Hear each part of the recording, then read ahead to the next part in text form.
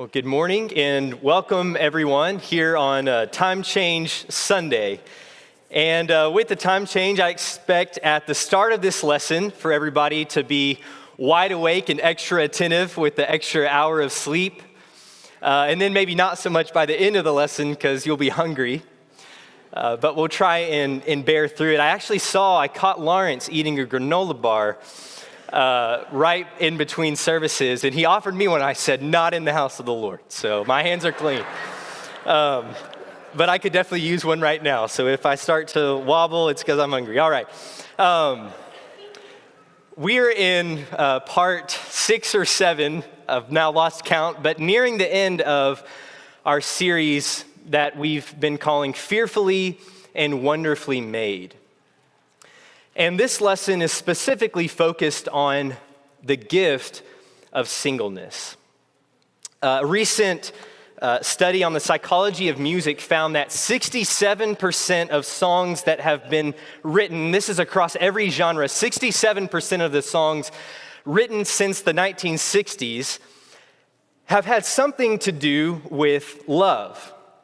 Now, I didn't go deep into the research. I didn't read this whole paper or anything.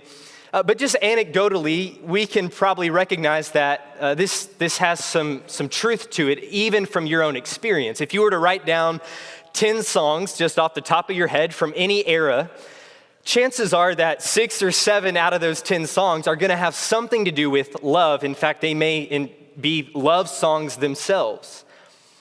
And this is not just unique to music, but this is also often true when it comes to any kind of media or any kind of entertainment, whether it's TV series or movies that we watch, any kind of art, not just since the 60s, but even stretching back as far as we can go back in history, there is this constant theme of love.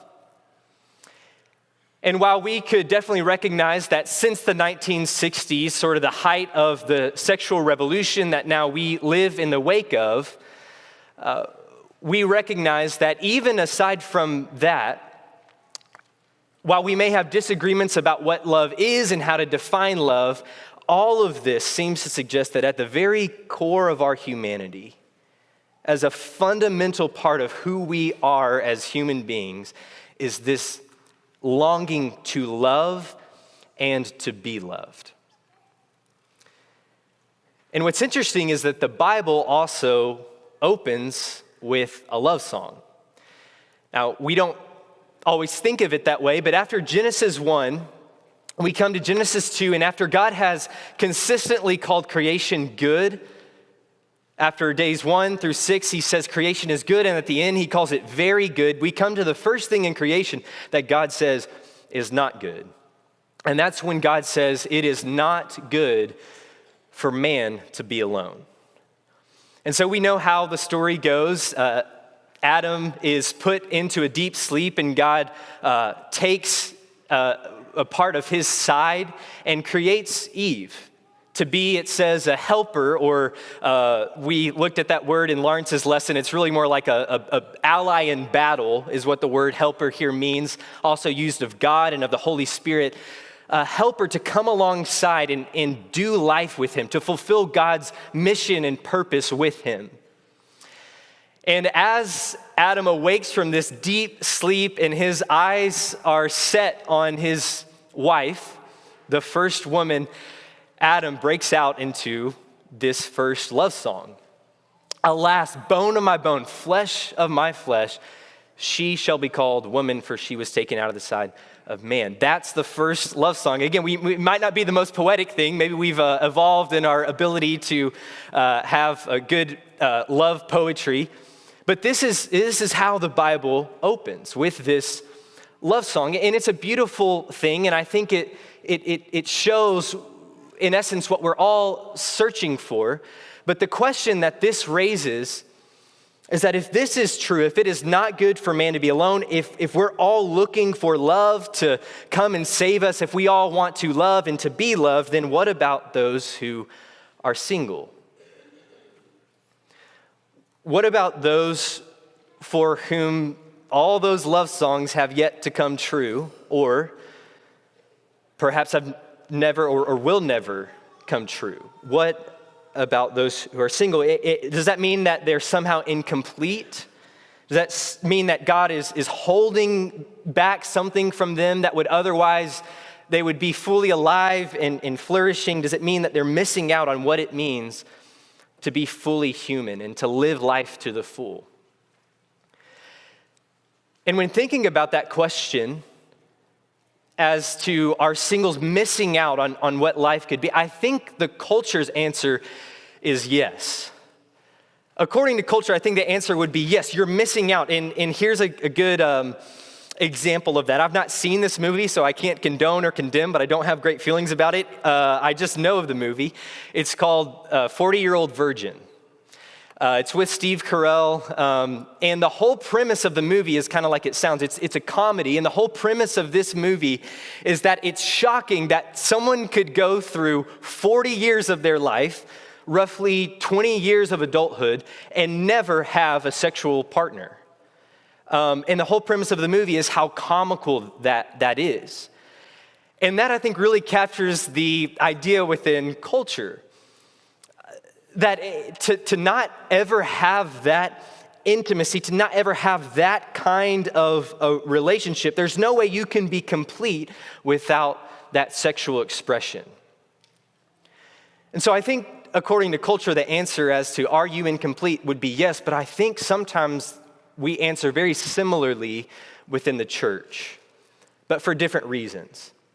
For the church, I don't think we would say, yeah, you're missing out because you've never had a sexual partner, you're missing out on sex and exploring your full humanity. I don't think that would be the typical Christian response, but I do think that we make a similar claim or give a similar idea that you're incomplete, you're not fully human, you're not exploring all of what life has to offer if you are not married and raising a family.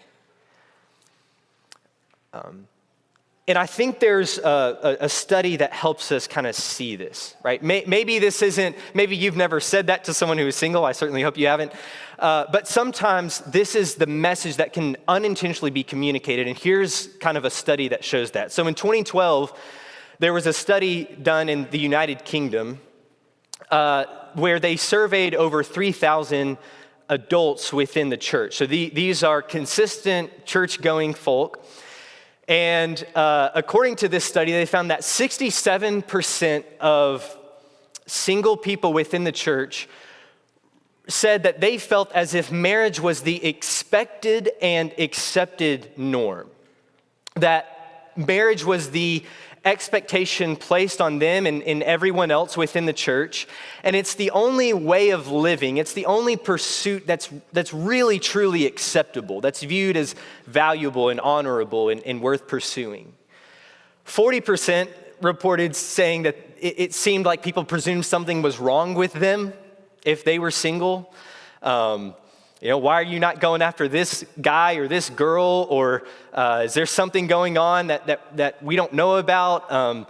You seem like you're incomplete. All these questions that are raised from it. 27% felt inadequate or ignored by the church. And then 30% said that while the church often speaks about family and uses familial terms, they were never really treated as such. They were never really seen and valued and actually treated as a part of one's family. Now, with a study like this, right, this is a self-report, okay? So this could have to do with singles' perception. And I would also say that it might be very different in a place like Lost River. I personally believe that these numbers would be different. But there's other studies like this, not just in the United Kingdom, but also in the United States that reflect very similar things, that on average, many single Christians within the church experience this. And the message that we give is that you are somehow incomplete without marriage and without a family. But with all this, there's one key problem. and that's Jesus, right? The most complete human, the most fully alive person to ever walk the face of the earth, never married, never had sex, and never raised a family. And so to say that, or to give the impression in any way that singleness somehow means that we're incomplete or not fully human or that we're missing out on what life has to offer is to entirely counter the whole life and ministry and incarnation of Jesus Christ on the earth. No one was more full. In fact, the Hebrew writer describes him as being anointed with the oil of gladness beyond all his companions. No one lived a fuller, happier, healthier, thriving life than Jesus. And yet, Jesus never had these things. And so, the question then becomes, well, how should we think about singleness within the church? If this is true, then I want us to consider a better way of imagining singleness in Christ. And to do that, I want to look kind of at three myths, three false assumptions that I think we often make about singleness, and then one key truth. All right, so you've heard of 2 truths and a lie. This is 3 lies and 1 key truth that we're going to look at in this lesson. And before we look at the first one, I just want to realize I'm speaking to a very broad audience this morning. There's a lot of reasons why someone might be single. It may be that they're in the single and ready to mingle category, and not that anyone ever necessarily phases out of that in life, but typically we think of that within, young adulthood. But it also may be true that someone has chosen to be single.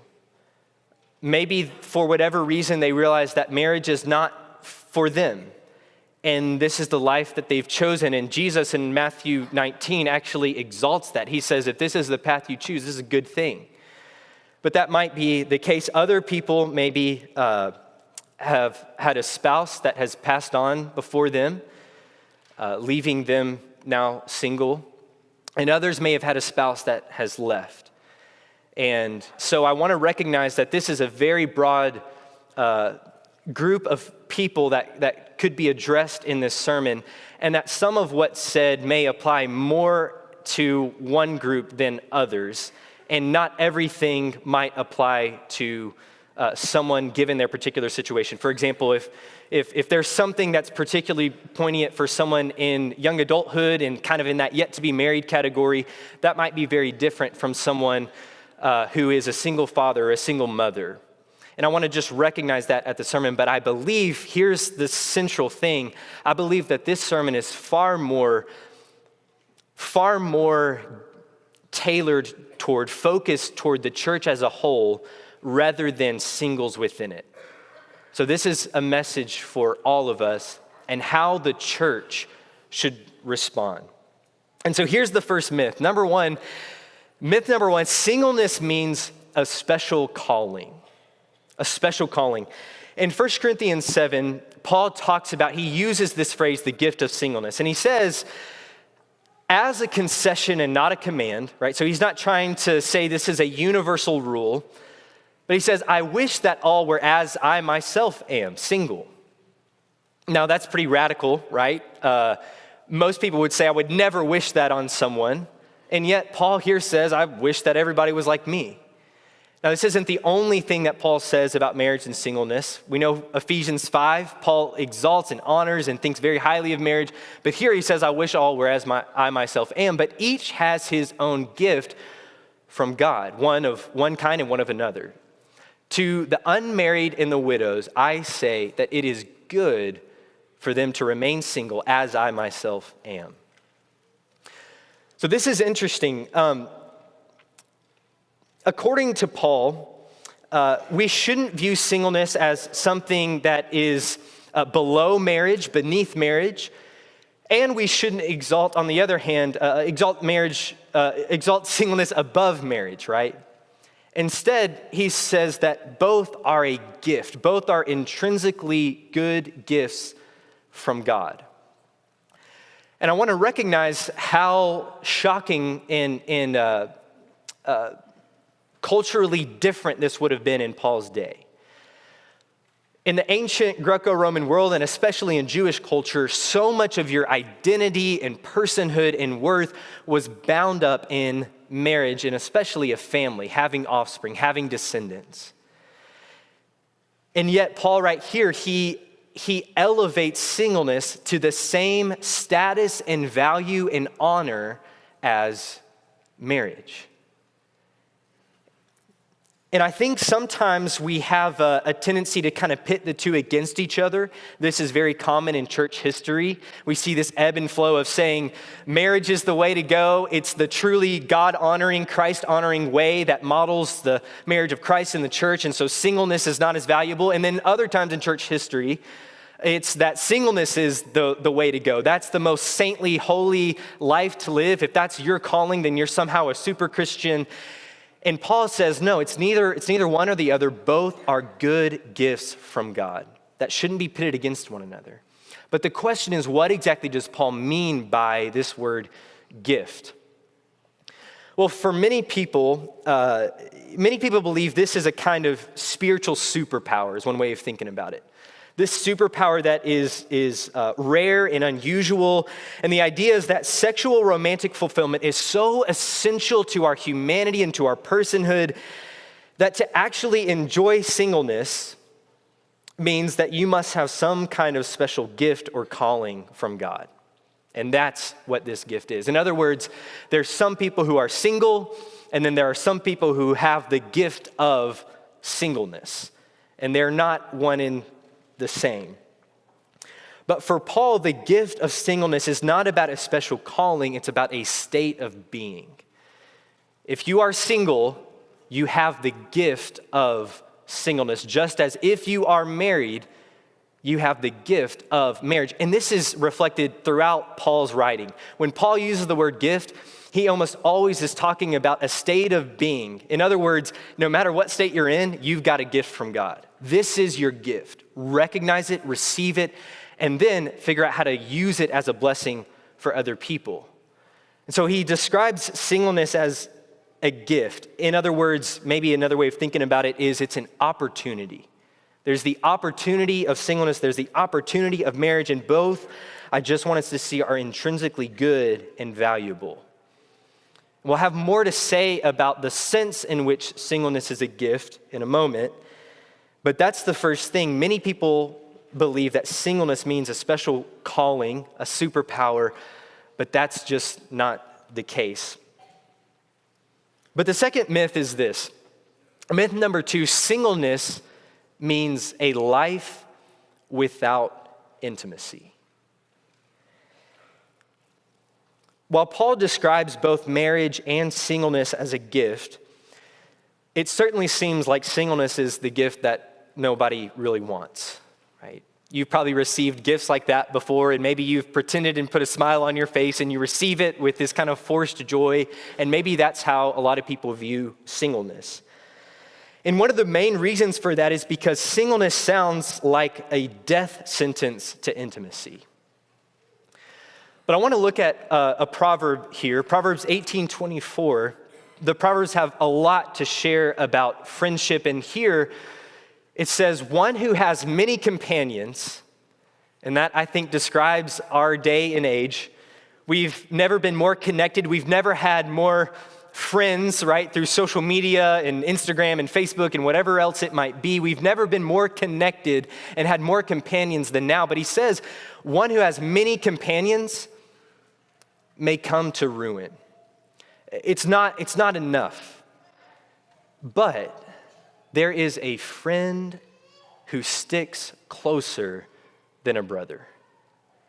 I believe this is the intimacy that we're all looking for, singles and married. This is the intimacy that we're all looking for.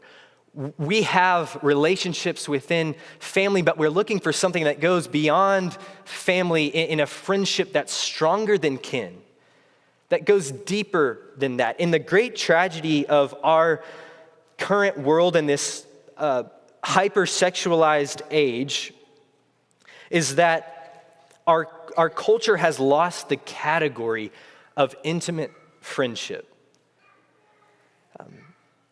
And instead, we believe that intimacy can't really exist apart from sex, or at least apart from sexual attraction.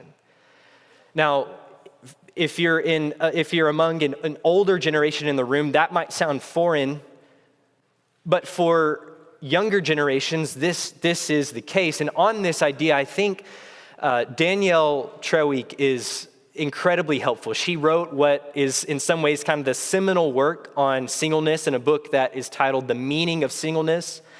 And it is excellent. It's one of the most well-researched books when it comes to singleness. And she says this: contemporary secular society holds that it is only in discovering and disclosing our innermost sexual inclinations, attractions, desires, actions, and ultimately our sexual identity that we're able to be authentically known to ourselves and be known by others.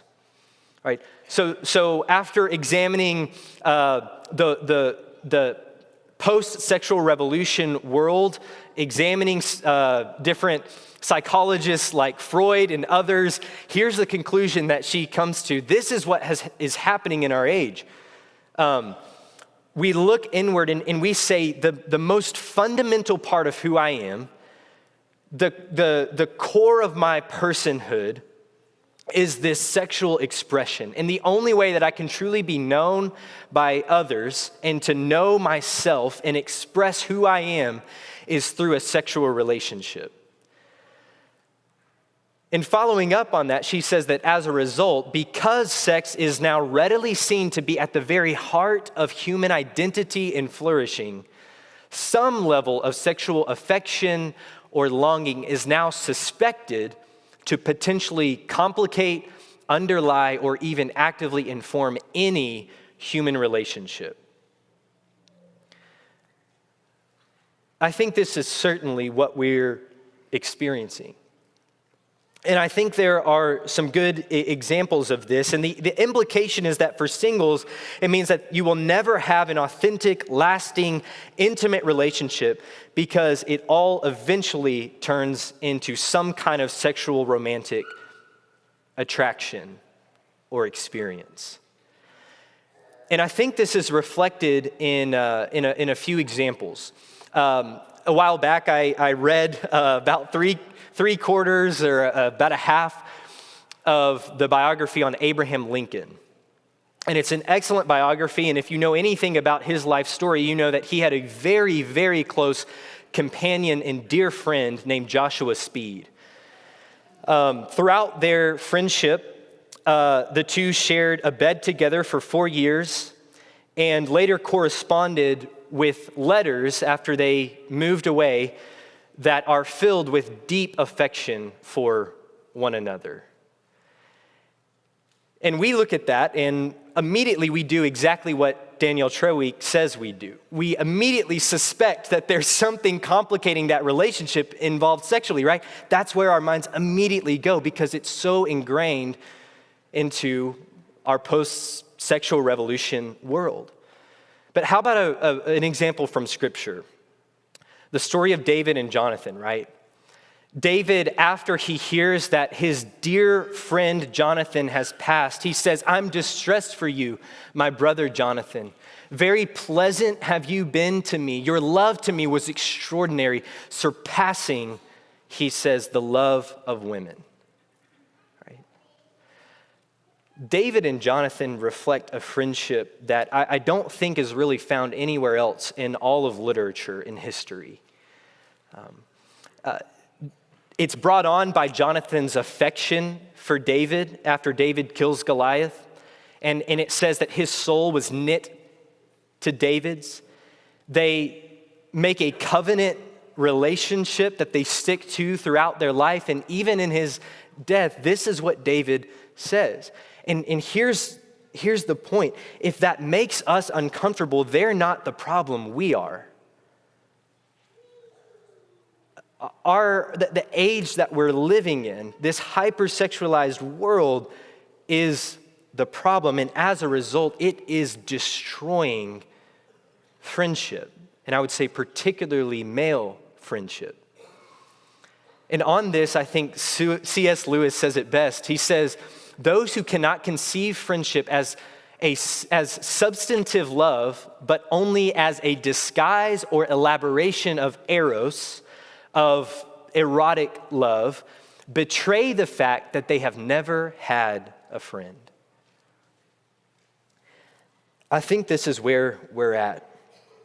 Within our culture, friendship is an endangered species. And so in a world where singleness often does mean the death of intimacy, the church has a unique opportunity to show the world what true intimate friendship can look like and feel like in God's kingdom. And that means, I think, two things. Number one, we shouldn't buy into the idea that sex is the ultimate expression of being known and loved. I recognize that there's something very unique about that. But I think it would be wrong for us to conclude, based on where we're at as a society, that sex is the ultimate expression of being known and loved. And the reason I would posit that is because Jesus never experienced that. The triune God, Father, Son, and Spirit that exist as perfectly one, in which they are fully known and fully loved, is a non-sexual relationship. And so for us as perhaps married couples and families, or to have this impression as single people that sex is the only way that I can be fully known and fully loved, that's the only way in which I'll feel satisfied with that deep sense of longing to have that, I don't think we should buy into that as a church, as Christians, as followers of Jesus.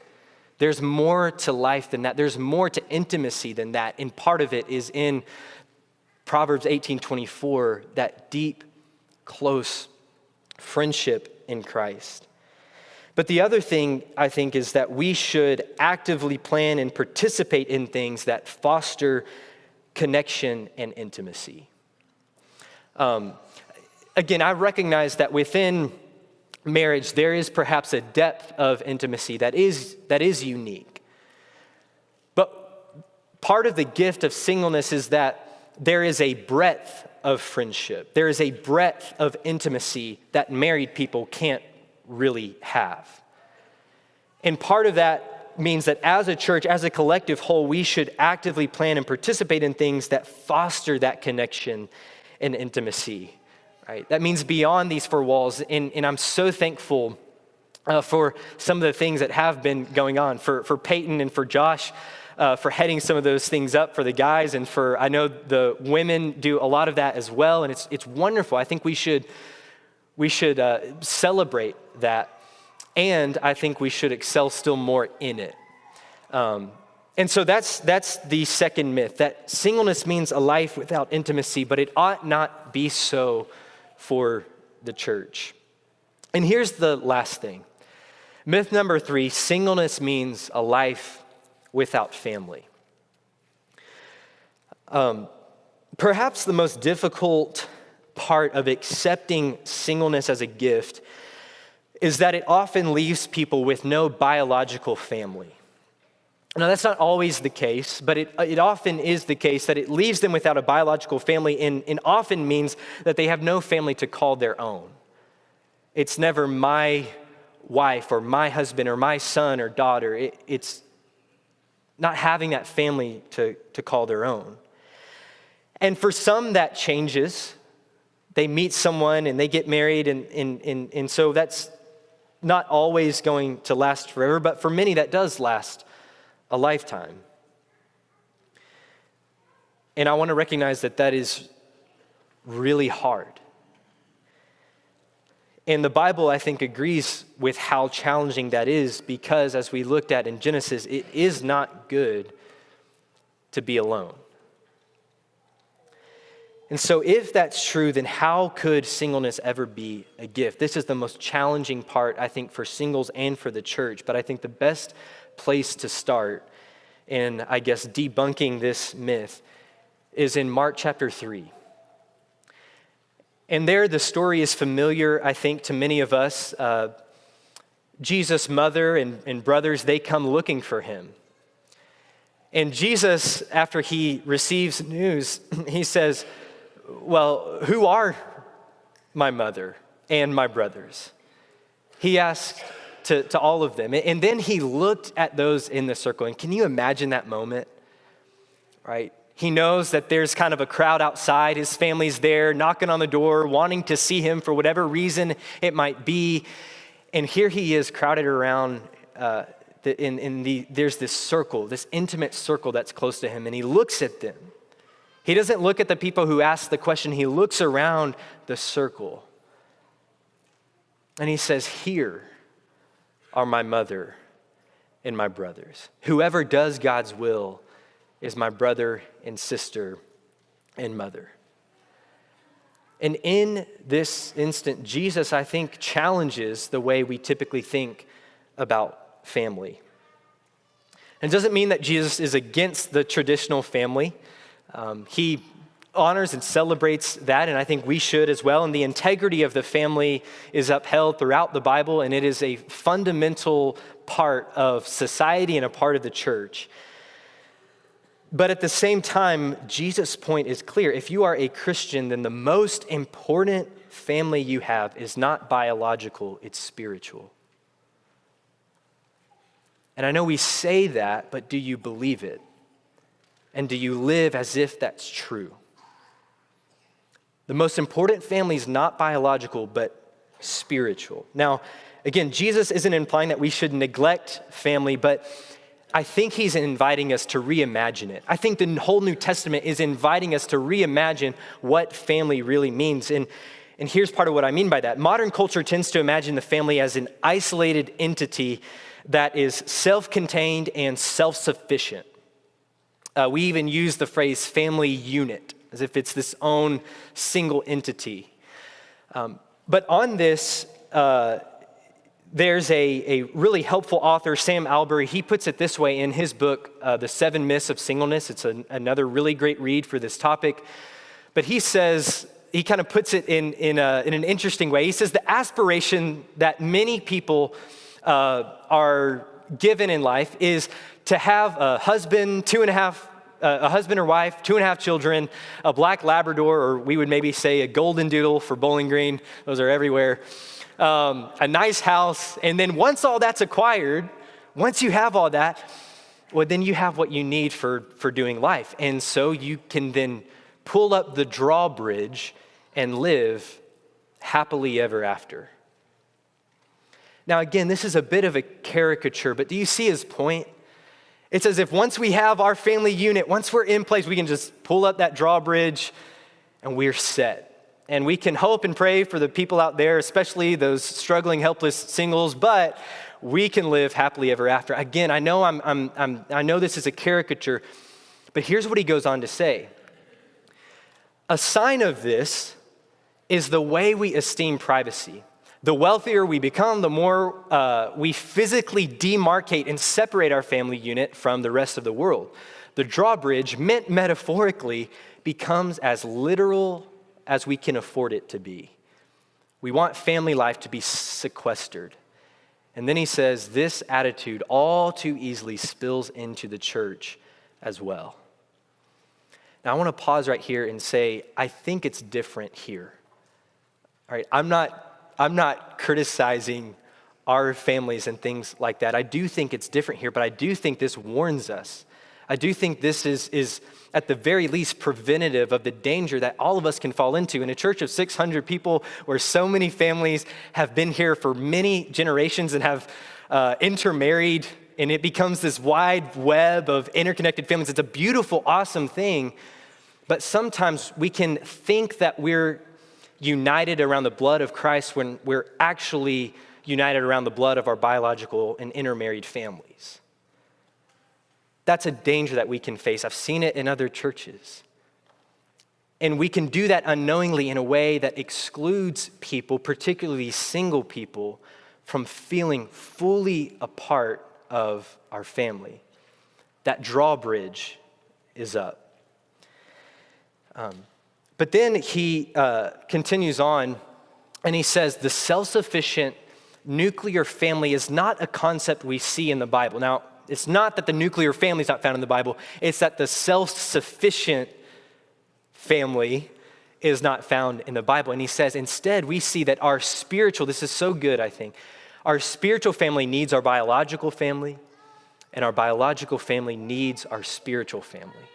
And if the church is our family, then the boundary of our physical family should be porous and flexible rather than fixed and inviolable.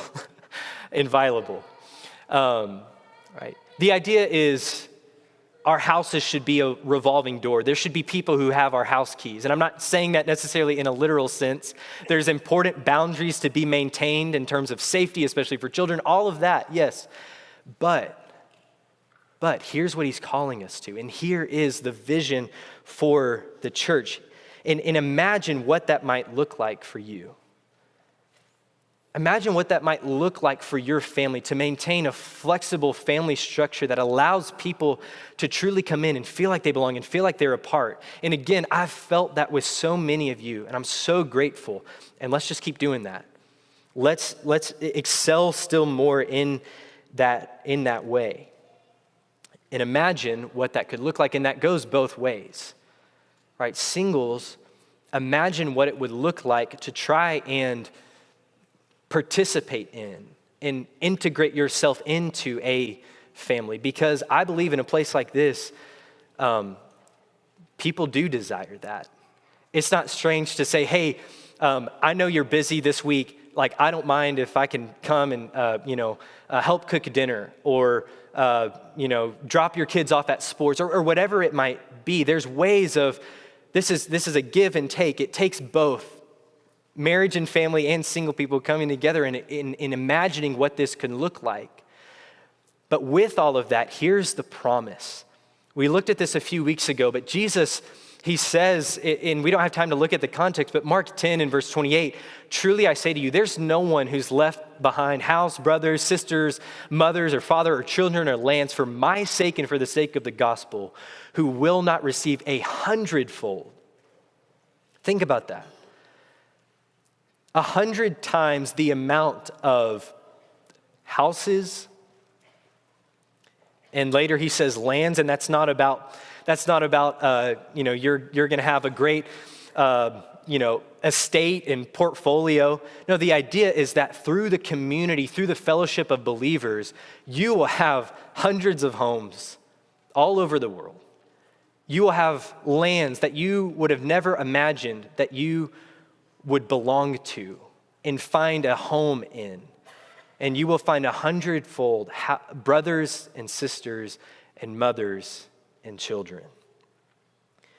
And for that promise to be true, it starts by asking myself, who can I be a brother to?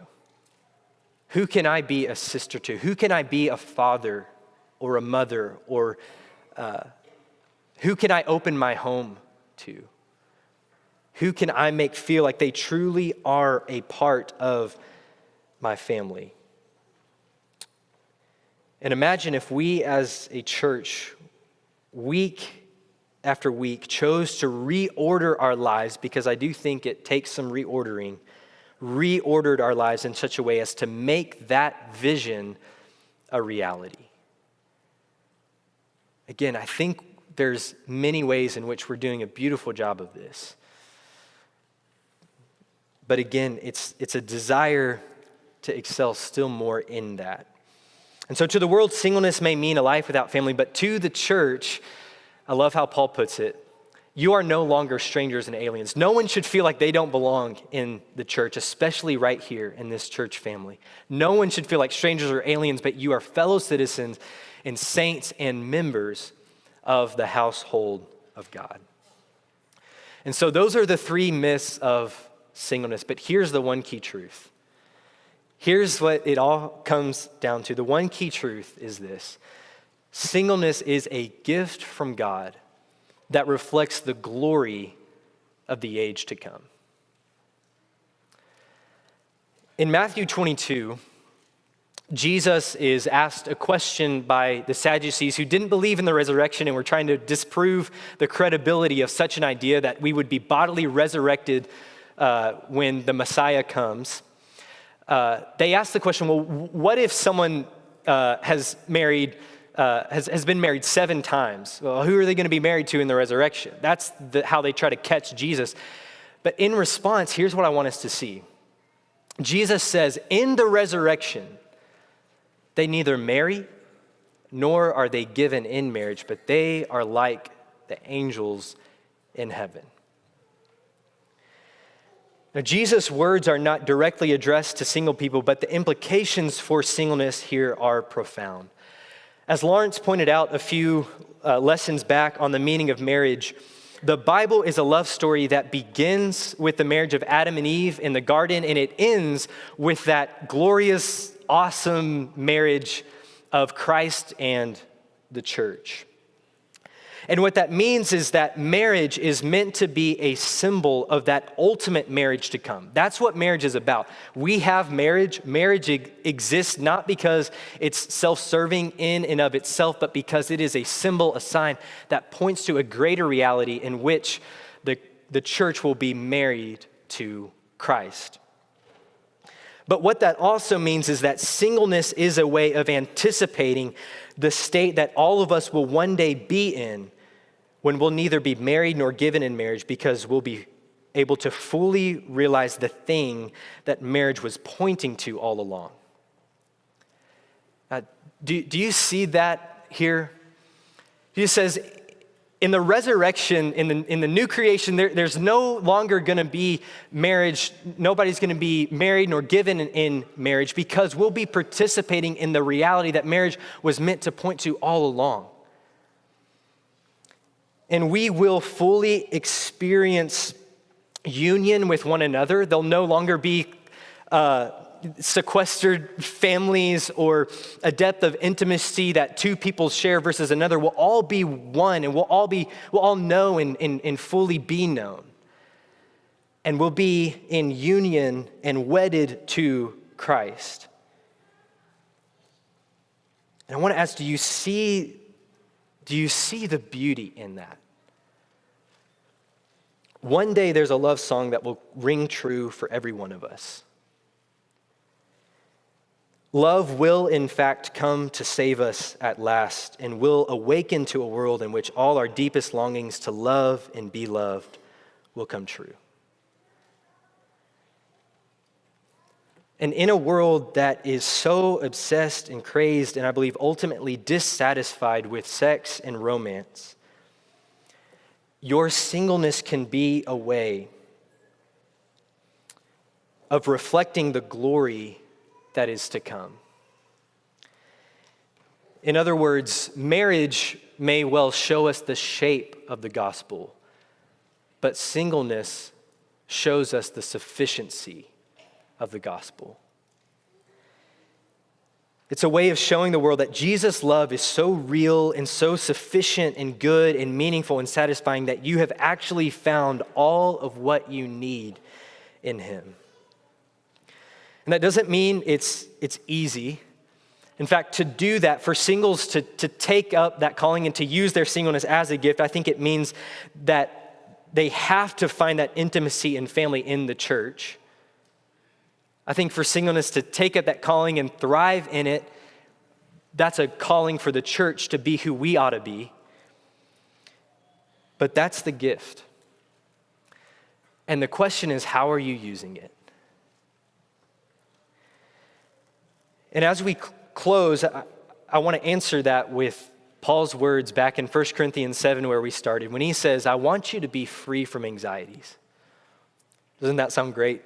Paul's on our side. I want you to be free from anxieties. The unmarried man is anxious about the things of the Lord, how to please the Lord, but the married man is anxious about worldly things, how to please his wife, and his interests are divided. And there's something just so real and practical and true about that. And he says the same thing in regard to women. An unmarried or betrothed woman is anxious about the things of the Lord, how to be holy in body and spirit.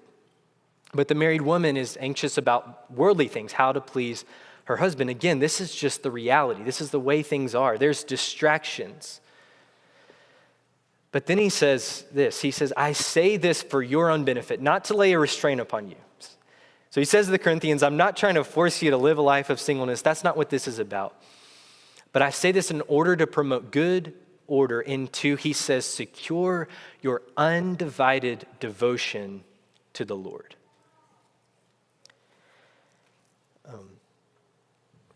I don't know what it might look like for you, and I recognize that there are challenges, but imagine if you started to view singleness in this way. And if we as a church started to imagine singleness in this way. Not as a phase of life to be rushed through, not as a life without family or intimacy, and not as a time to be used self-centeredly. But what if you viewed singleness as an opportunity for undivided devotion to the Lord? What if you saw it as a gift from God to be received and used as a blessing for others? And what if we began to view singleness as a way for people to make known the sufficiency of Christ and to reflect the glory of the age to come? That is the gift that singleness can be. And I hope that that's the view that we'll share as a church. And if you're here this morning and you have yet to become a part of that family, if you're not yet, we could say, betrothed to or engaged to Christ through the waters of baptism in hope of that ultimate resurrection day to come in which we'll all be fully united with him, we hope that you'll consider doing that. And if there's any way that we can help you, if there's any need that we can meet, hope that you'll make that known either after services or perhaps right now as together we stand and as we sing.